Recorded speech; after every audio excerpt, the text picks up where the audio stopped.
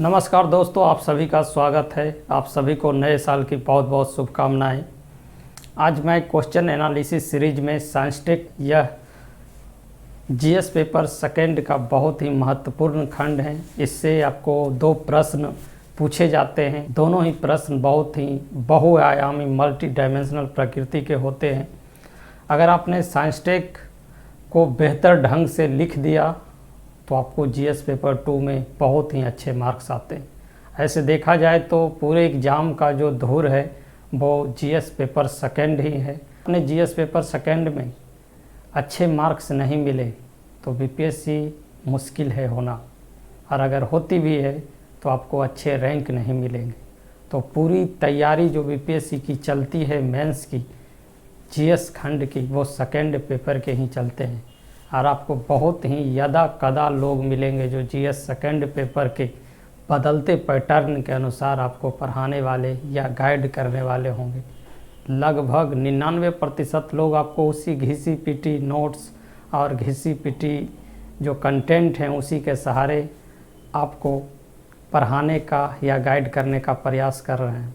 इस संदर्भ में मैं कहना चाहता हूं कि अगर आप इतने टॉपिक्स जो मैं अभी तक बताया हूँ, हिस्ट्री, पॉलिटी और आज साइंस टेक, अगर ये सब का हर एक खंड का अगर आप खुद का नोट्स बनाते हैं, एनालिसिस जिस रूप में पूछा जा रहा है उस टाइप का अगर बनाते हैं तो भी आप बिना किसी के सहयोग से बेहतर नंबर ला सकते हैं। तो चलिए इसको हम लोग देखना चाहते हैं कि जीएस सेकंड पेपर में साइंस टेक के अंतर्गत क्या क्या अभी तक पूछे गए हैं। आप अगर इसे पूरा एनालिसिस वे में कहें तो इसमें आपको मुश्किल से 5 टॉपिक हैं जो लगातार पूछे जा रहे हैं, जिसमें आप देख सकते हैं कि पहला जो टॉपिक है वो एनर्जी से संबंधित है।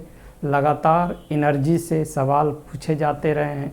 दूसरा टॉपिक पर्यावरण से संबंधित है, जलवायु परिवर्तन या बाढ़, सूखा या ग्रीन हाउस इफ़ेक्ट या कह सकते हैं ओजोन मंडल, ये सब टाइप की जितनी भी प्रदूषण, ये सब समस्या जो आप देख रहे हैं पर्यावरण में आ रही है, उससे एक सवाल पूछे जाते हैं। तीसरा आप देखिएगा कि बायोटेक्नोलॉजी या टेक्नोलॉजी खंड का जो अनुप्रयोग है उससे संबंधित प्रश्न पूछे जा रहे हैं। और एक और खंड है आपका अंतरिक्ष प्रौद्योगिकी, लगातार उससे भी सवाल आपके पूछे जा रहे हैं।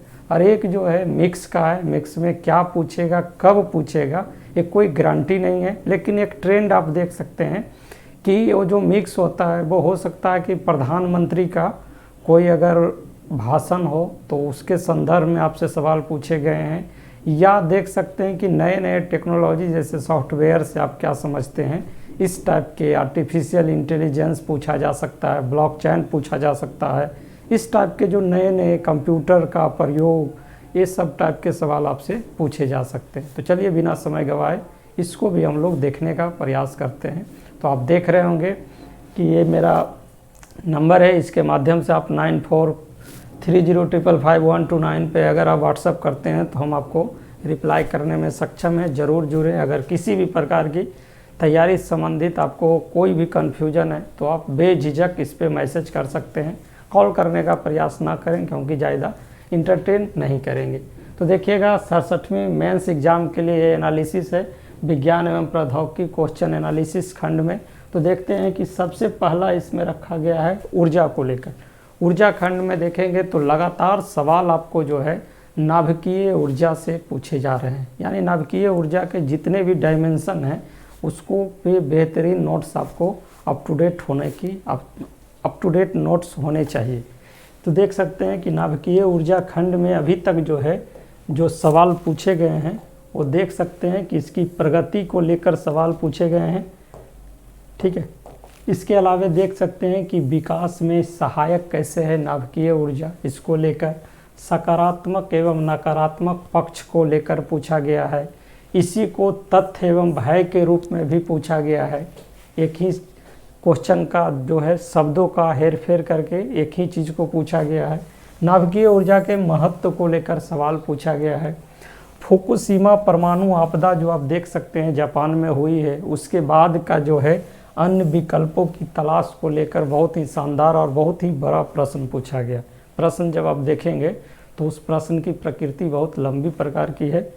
इसके अलावा देखिएगा कि सैन्य एवं नागरिक उपयोग के संदर्भ में परमाणु ऊर्जा का क्वेश्चन बहुत ही डायनेमिक पूछा गया है। संबंध को लेकर सवाल पूछा गया है, यहाँ सिर्फ कीवर्ड्स को शामिल किया गया, इसीलिए जो है क्वेश्चन आप लोग खुद से भी देखने का प्रयास जरूर करें। मेरा मूल मंत्र है कि अगर आपके पास क्वेश्चन बैंक हो और सिलेबस हो तो आप कभी नहीं भटकेंगे। इस संदर्भ में बहुत बार मैं आपको डायलॉग भी दे चुका हूँ। देखिएगा, भारतीय ऊर्जा संकट यानी एनर्जी सिक्योरिटी को लेकर जो है पूछा गया है और समाधान के संदर्भ में नाभिकीय ऊर्जा से सवाल पूछे गए हैं। इसके अलावा देख सकते हैं आप तो नाभिकीय ऊर्जा कार्यक्रम के विभिन्न अवस्था जो हैं भारत के संदर्भ में वो भी पूछे गए हैं और इससे संबंधित क्या क्या समस्याओं का सामना करना पड़ा है, यानी नाभिकीय ऊर्जा का जो विभिन्न अवस्था भारत जो फेस किया है, विभिन्न अवस्था में भारत के द्वारा क्या क्या समस्या फेस की जा रही है या क्या क्या समस्या देखने को मिली है, उस संदर्भ में सवाल पूछा है। इसके अलावा देखिएगा, ऊर्जा खंड में नाभिकीय ऊर्जा से जब आप आगे बढ़ेंगे तो यहाँ पे ऊर्जा संकट और ऊर्जा सुरक्षा या आवश्यकता को लेकर सवाल पूछा गया है। यहाँ देख सकते हैं वैज्ञानिक प्रयासों, क्या क्या वैज्ञानिक प्रयास सुझाव आप दे सकते हैं इस संदर्भ में। इसके अलावा विकट ऊर्जा खपत मांग नियंत्रित करने के उपाय, विज्ञान प्रौद्योगिकी के द्वारा प्रदत्त माध्यमों, यानी आप पूरा ऊर्जा में देखेंगे तो ऊर्जा सुरक्षा पूरे विश्व की सबसे ज़्यादा अभी आवश्यकता बन गई। जिस प्रकार कोरोना संकट है, इसी प्रकार ऊर्जा सुरक्षा किसी भी देश बढ़ती अर्थव्यवस्था के लिए क्या है, ऊर्जा सुरक्षा सबसे ज़्यादा महत्वपूर्ण है, यानी उतना ही बड़ा संकट है, बिना ऊर्जा का आप कल्पना भी नहीं कर सकते हैं। तो देख सकते हैं कि ऊर्जा से संबंधित कितने सवाल पूछे गए हैं।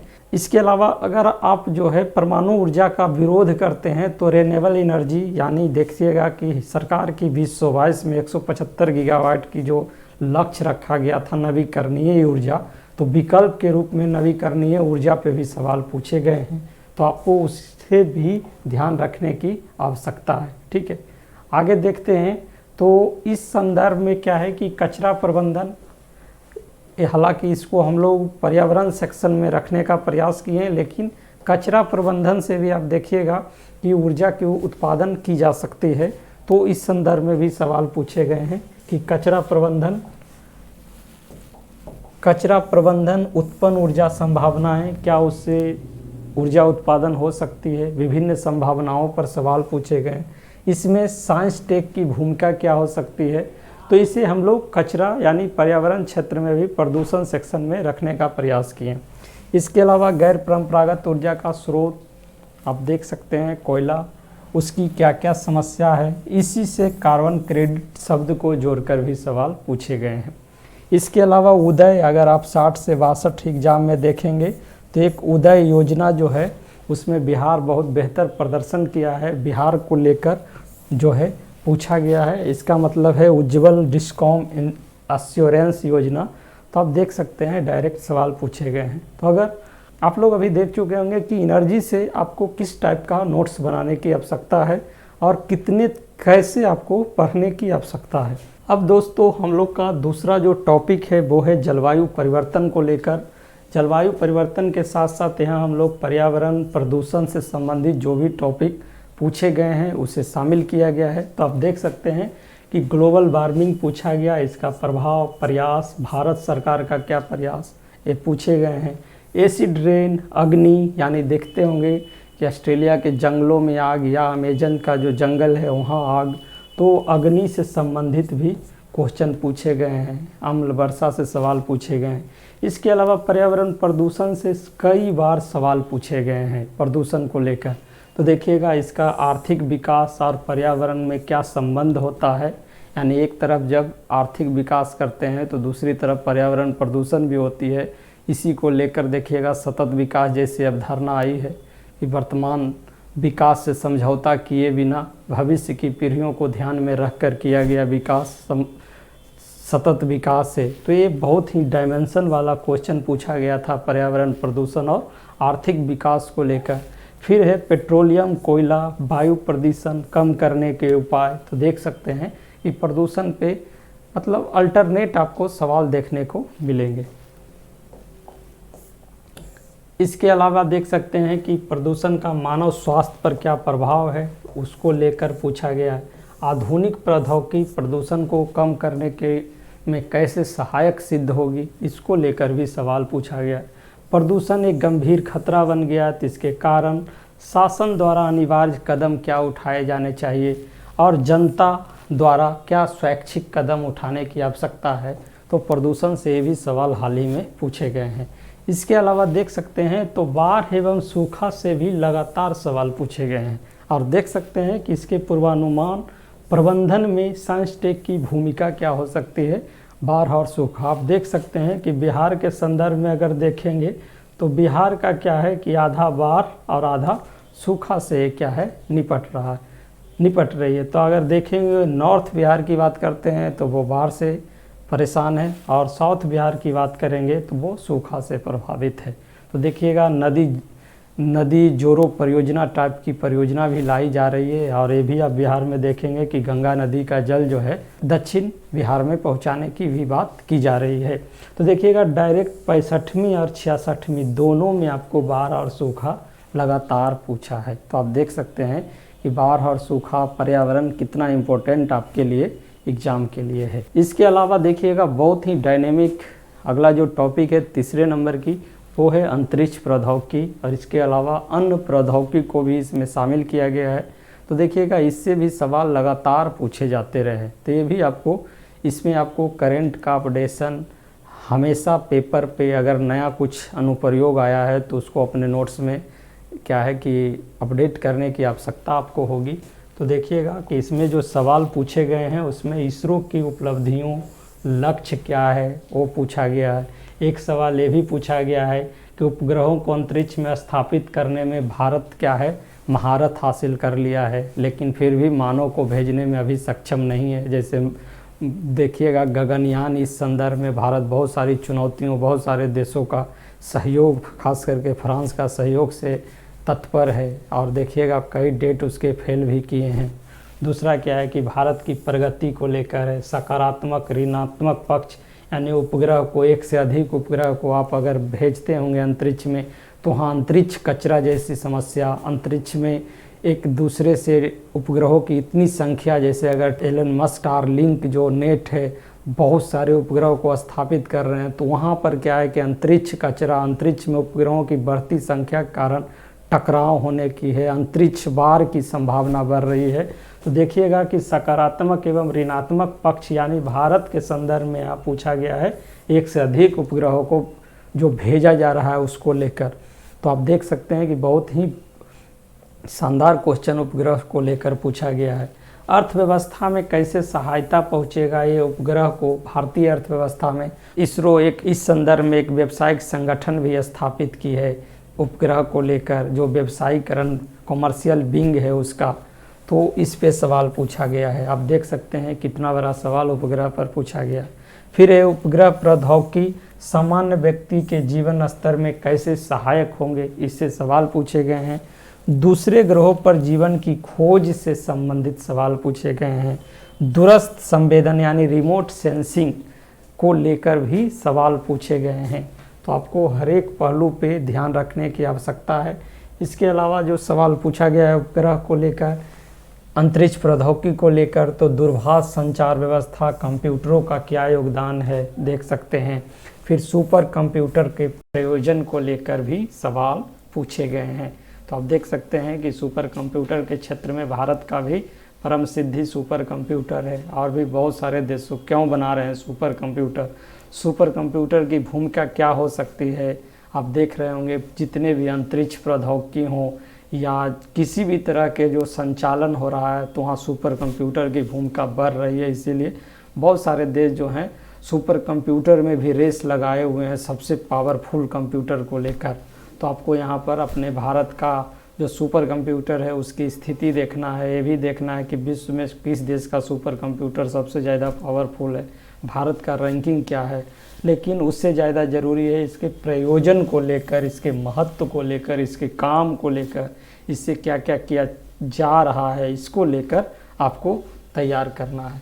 इसके अलावा अगर देखिएगा तो साइंस टेक में स्मार्ट शहरों यानी देखिएगा कि प्रधानमंत्री का जो स्मार्ट सिटी है उसमें साइंस टेक की क्या भूमिका हो सकती है, इसको लेकर भी सवाल पूछा गया। एक सवाल और, सॉफ्टवेयर से आप क्या समझते हैं, सॉफ्टवेयर के विभिन्न प्रयोगों को लेकर भी सवाल पूछे गए हैं।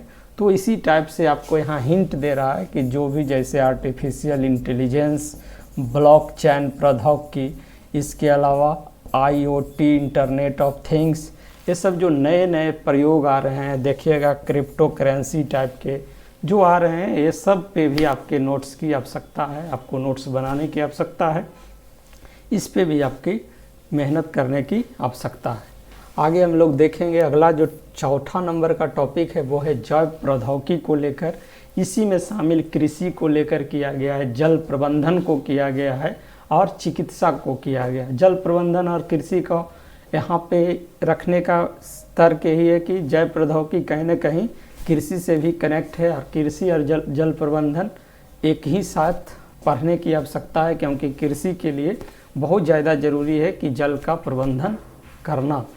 तो चलिए देखते हैं इसमें। तो जैव प्रौद्योगिकी को लेकर जो सवाल पूछे गए हैं वो है कि मानव स्वास्थ्य में इनकी क्या भूमिका है, पर्यावरण में इनकी क्या उपादेयता है, क्या महत्व है, फिर है कृषि की सततता को लेकर, जैव प्रौद्योगिकी के महत्व को लेकर, यानी कैसे सतत कृषि के क्षेत्र में जैव प्रौद्योगिकी का, तो आप देख सकते हैं बहुत सारे बीज, कीटाणुनाशक ये सब जो आ रहे हैं वो जैव प्रौद्योगिकी की कृपा है।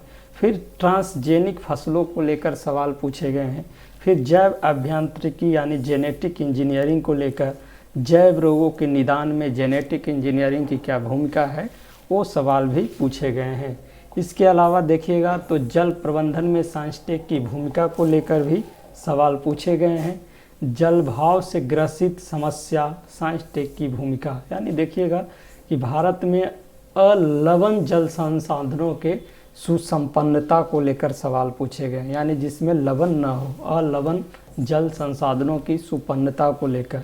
फिर है भूगर्भीय जल स्तर यानी ग्राउंड वाटर लेवल गिरता जा रहा है, वैज्ञानिक उपाय बताएं। इस संदर्भ में आप बिहार का देख सकते हैं जल जीवन हरियाली कार्यक्रम, बहुत ही मतलब फ्लैगशिप कार्यक्रम। लगभग बिहार ऐसे इतने छोटे राज्य 24,000 करोड़ इस पे खर्च कर रहे हैं लगभग भूगर्भीय जल को लेकर। तो इस पे देखिएगा कि सवाल पूछे गए हैं।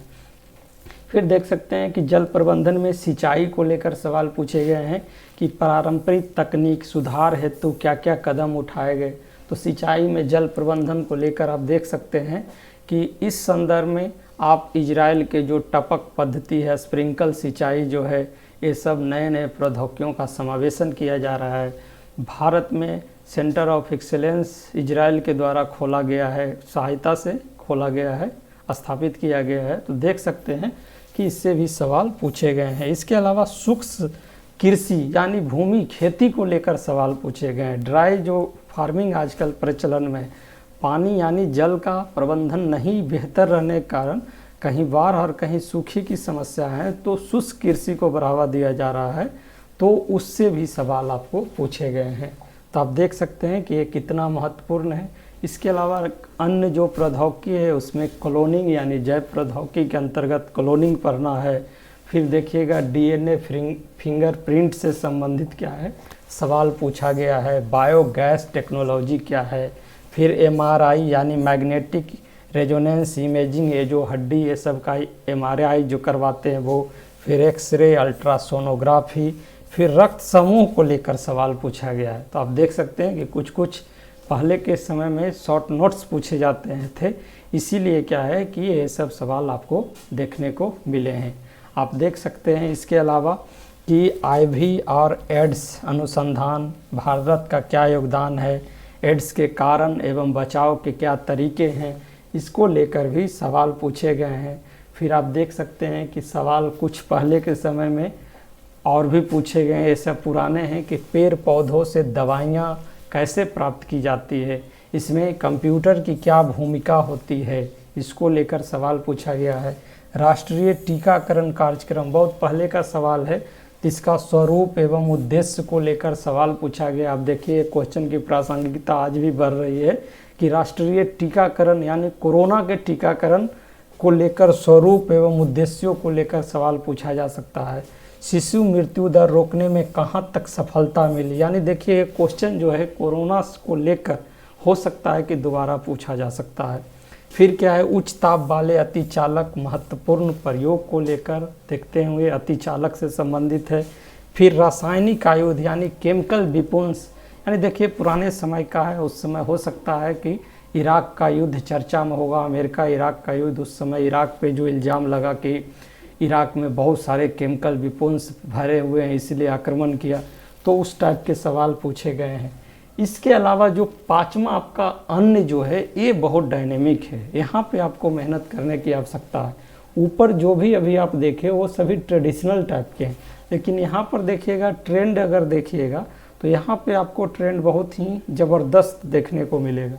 यहाँ देखिए मेक इन इंडिया को लेकर सवाल लगातार पूछे गए हैं और एक बार नहीं दो बार पूछे गए। करंट में भी पूछा गया है और साइंस टेक में भी पूछा गया और इकोनॉमिक सेक्शन में भी पूछा जा सकता है। तो देखिएगा कि यहाँ पे मेक इन इंडिया को लेकर जो साइंस टेक में सवाल पूछे गए हैं कि मेक इन इंडिया एक स्वदेशी आंदोलन है, साइंस टेक की क्या भूमिका हो सकती है, तो देखिए ये सवाल पूछे गए हैं।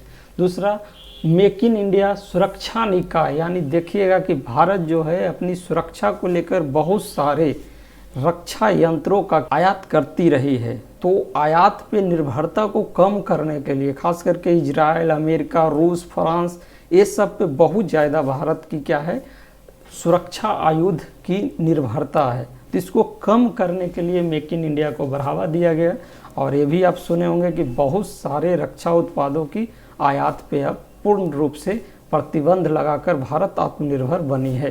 तो देख सकते हैं कि मेक इन इंडिया के तहत 2 सवाल पूछे गए, सुरक्षा आयुधों एवं उपकरणों में भूमिका, तो समझ सकते हैं। इसके अलावा मशीनीकरण जब बढ़ती है तो बेरोजगारी भी बढ़ती है, तो आप देख सकते हैं कि ये दोनों में संबंध को लेकर पूछा गया है। और एक सवाल जो है पूछा गया है कोविड-19 को लेकर, तो इसे भी आप देखने का प्रयास करेंगे, इसकी प्रासंगिकता अभी भी बनी हुई है, इस टाइप के सवाल आज भी पूछा जा सकता है। तो इसमें है कि कोविड-19 की संकट साइंस टेक की क्या भूमिका होगी, नौकरियों को लेकर सवाल पूछा गया है, कोविड-19 के कारण नौकरियों पर जो संकट मल रहा है, साइंस टेक की भूमिका, केवल सामाजिक दूरी एवं मास्क जरूरी नहीं है बल्कि तेज टीकाकरण प्रक्रिया आवश्यक है। यानी देखिए कोविड-19 से भी 2 तरह के सवाल लगातार पिछले 2 साल आए हैं जब से कोविड आए हैं। एक सवाल तो है कि नौकरियों पर संकट साइंस टेक की भूमिका, और दूसरा है कि केवल सामाजिक दूरी एवं मास्क पहनने से ये जो फ़ोन कहीं करते होंगे तो वहाँ जो डायलॉग सुनने को आपको मिल रहा होगा, तो उस डायलॉग से सिर्फ नहीं बल्कि तेज टीकाकरण प्रक्रिया आवश्यक है, तो आप समझ सकते हैं। इसके अलावा क्या है कि कोविड-19 और मेक इन इंडिया की रोल भूमिका, अब देख सकते हैं कि कोविड-19 में मेक इन इंडिया को जोड़कर पूछा गया, यानी मेक इन इंडिया जो है आपको कितना डायनेमिक ढंग से सवाल पूछे जा रहे हैं। तो मेक इन इंडिया पे पूरी डायमेंशन के साथ आपकी नोट्स बनी होनी चाहिए ताकि उसका कोई भी अंश पूछे, पार्ट पूछे तो आप बेहतर ढंग से लिख सके। इसके अलावा देखिएगा कि 2 बार जो सवाल पूछा गया है वो दोनों सवाल की प्रकृति लगभग सेम है और सबसे ज़्यादा परेशान करने वाला है। देखिएगा एक है पहला मनमोहन सिंह के समय में 53वीं से 55वीं में सवाल पूछा गया है। वो पूछा गया है स्टेटमेंट आधारित है कि प्रमुख चुनौतियां जो है वो हैं बढ़ती हुई आबादी, स्वास्थ्य के बढ़ते खतरे, घटते प्राकृतिक संसाधन और घटती जा रही खेती की भूमि।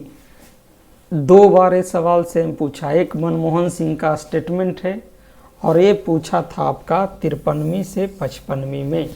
सेम क्वेश्चन को आपको 65वीं में पूछा गया है, बढ़ती हुई आबादी, स्वास्थ्य के बढ़ते खतरे, घटते प्राकृतिक संसाधन और घटती जा रही खेती भूमि को लेकर वैज्ञानिक प्रयास क्या होने चाहिए। और ये आप देख सकते हैं 53वीं के बाद 65वीं में लगातार पूछे हैं। तो ये आपको समझ में आ गया होगा कि साइंस टेक की तैयारी किस प्रकार से की जानी चाहिए, कैसे ट्रेडिशनल ढंग में आप जो पढ़ रहे हैं साइंस टेक उससे बाहर निकलने की आवश्यकता है और ट्रेंड को आपको समझने की आवश्यकता है। और अगर नहीं समझेंगे तो स्थिति आपकी खराब हो सकती है। तो मैं इस संदर्भ में कहना चाहता हूँ कि आपकी प्री की एग्ज़ाम अप्रैल से पहले अब संभावित नहीं है। कोरोना काल भी देख रहे हैं, फिर से लॉकडाउन जैसे कई राज्यों में आप न्यूज में आ रही होगी। तो अप्रैल से जब आपकी अप्रैल में अगर संभावना सही रही तो आपकी प्री एग्ज़ाम होगी, तो जीवन में इससे बेहतर मौका मेंस एग्ज़ाम क्वालिफाई करने या बीपीएससी क्वालिफाई करने का कभी नहीं आएगा। तो मेरा व्यक्तिगत सलाह है कि अभी से ही आप मेंस की तैयारी निश्चित रूप से शुरू कर दें, अगर आप चाहते हैं 67 को अंतिम बीपीएससी अपने लाइफ का बनाना। और मेरा तो एक ही है कि साथ चलें और सबसे आगे रहें। आप आंसर राइटिंग प्रोग्राम से जुड़ सकते हैं, बहुत ही डायनेमिक सभी टॉपिक्स पे आपको आंसर राइटिंग करवाई जा रही है। नंबर दिया हुआ है, उस पर आप कंसल्ट कर सकते हैं। तो दोस्तों, कैसा लगा आपको ये एनालिसिस? अगर अच्छा लगा तो दोस्तों के साथ शेयर कीजिए, सब्सक्राइब करवाइए और जो है अपना फीडबैक हमारे नंबर पर दीजिए। फिर मैं अगला वीडियो में आऊँगा आपके साथ इकोनॉमिक्स खंड के साथ, और उसका भी एनालिसिस इसी प्रकार से करेंगे। तो चलिए, इसी के साथ आप सभी को बहुत बहुत नए साल की एक बार फिर से शुभकामनाएं। जय हिंद।